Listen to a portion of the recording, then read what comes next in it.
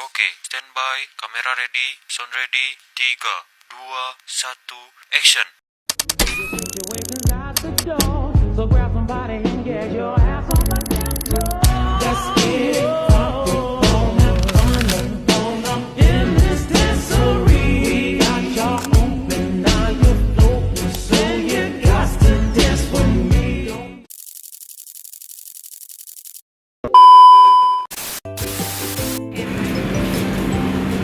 Assalamualaikum warahmatullahi wabarakatuh. Halo semuanya, kami dari kelompok 1 ingin mempersembahkan sebuah video mengenai trik belajar agar kamu dapat belajar dengan efektif dan tidak mudah bosan. Sebelum video mulai, izinkan kami memperkenalkan diri terlebih dahulu. Saya Kalisa Kici, saudara guru baru, dan teman saya Lutfi Saija. Saya Safira Alkeisha. Saya Desya Abdullah. Saya Dini Kristiani Waktu. Sekian perkenalan diri kami. Selamat menyaksikan.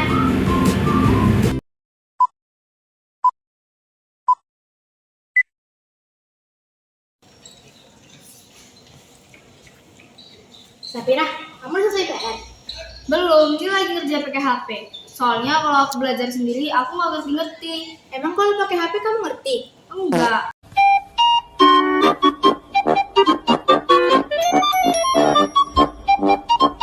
Oh alah, aku pengen sih belajar biar nggak cepet ngantuk dan bosan. Kamu tahu nggak tips and triknya? Enggak. Kalian tahu nggak? Nggak tahu. Aku tahu trik dan tips agar kamu belajar dengan efektif dan tidak membosankan. Kalian mau tahu caranya? Mau. Buat teman-teman yang menonton, kalau ingin tahu caranya, yuk simak video ini. A few moments later.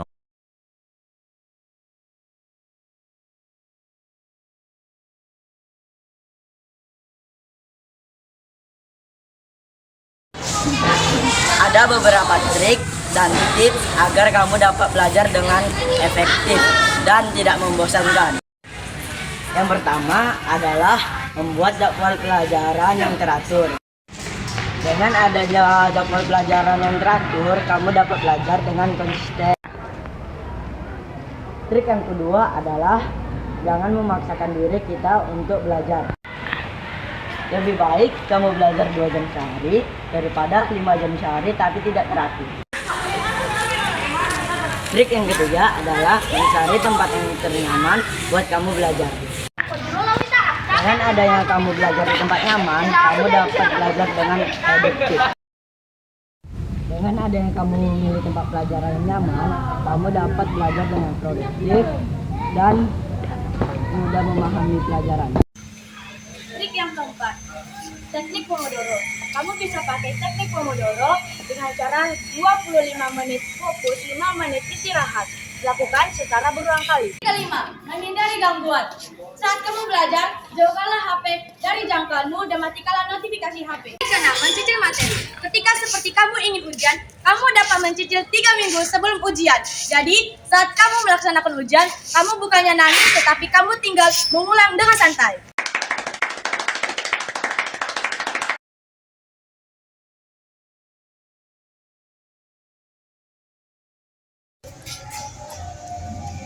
Nah, di sini aku mau ngasih tahu metode pembelajaran active recall. Apa sih active recall? Active recall sendiri adalah metode pembelajaran yang dilakukan secara berulang-ulang. Penasaran gak nih? Yuk aku kasih tahu. Metode yang pertama adalah kalian menulis soal sendiri dan menjawab soal sendiri tanpa bantuan buku.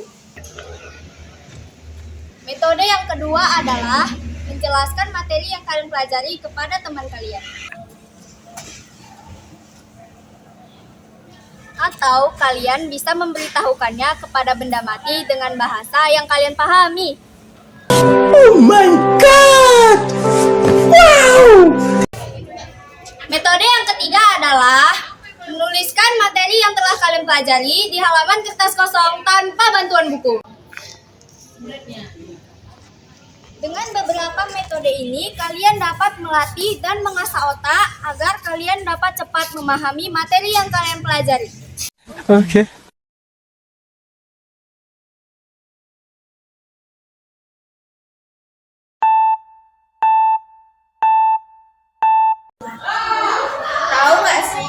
Ternyata ada 3 waktu paling efektif untuk belajar.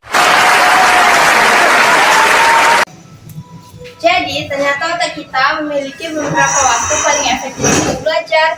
Jika kamu menggunakan beberapa waktu ini, kamu akan lebih cepat memahami dan mengingat materi yang telah kamu pelajari.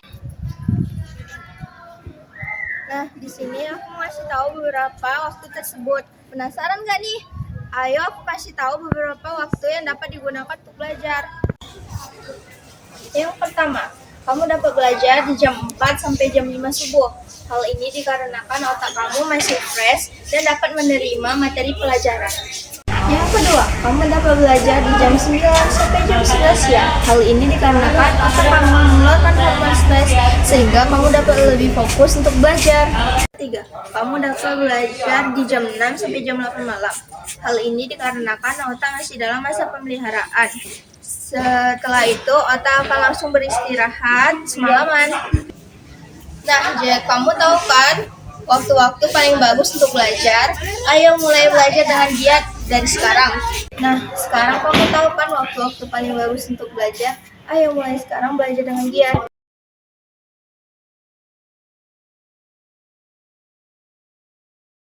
A few moments later.